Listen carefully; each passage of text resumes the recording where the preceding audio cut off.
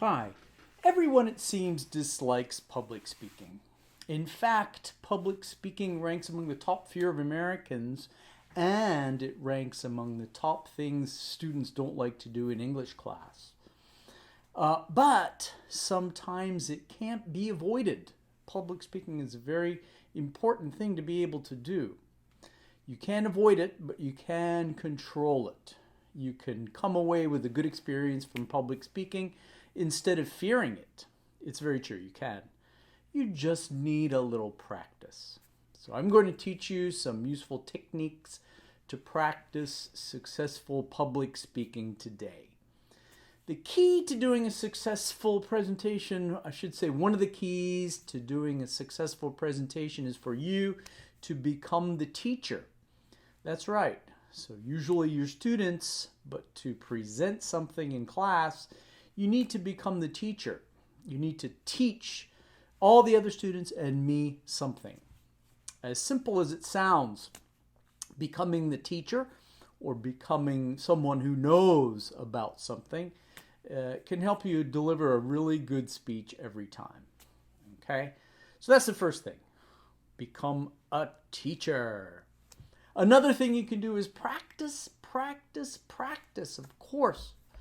Right? It's like riding a bicycle or playing guitar. You need to practice.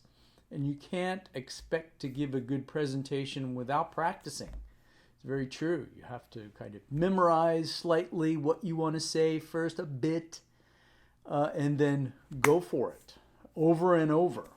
Once you do that, once you go over what you want to say time and time again, you know your direction, you know what you're going to say, and this will give you confidence, first of all. And when you have confidence, you can become the teacher without hesitation, no matter what happens in your class, and whether you're giving a formal presentation or an informal talk.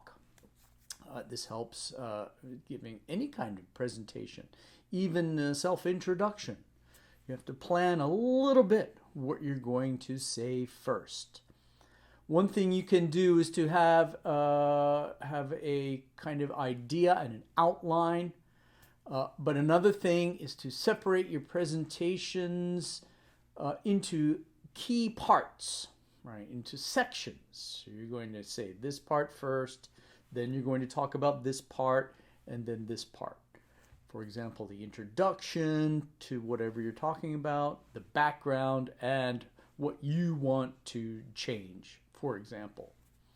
Keeping information in small chunks is very efficient and very, very good to do because you can proceed slowly.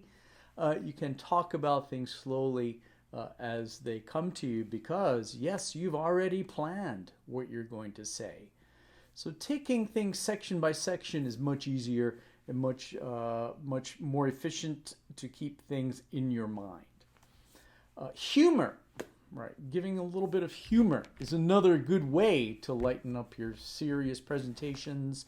If you're doing a presentation on history or science, sometimes a little humor is good to be able to break the ice and to be able to set you off on a relaxation course. You don't want to relax too much, but it can help you relax so you can get through your presentation. Some cultures believe that seriousness is very important. You shouldn't be humorous, but a little bit of humor is important because, yes, it will help you relax and it will draw people into you and have them following you more and more closely. So, for example, telling a humorous story or a little kind of joke can help you relax, and you can then, of course, keep the audience entertained and with you, and then complete your presentation with ease and confidence. Really, it does work. It does help. So then the audience will feel this, right? And they can stay with you and they'll enjoy your presentation.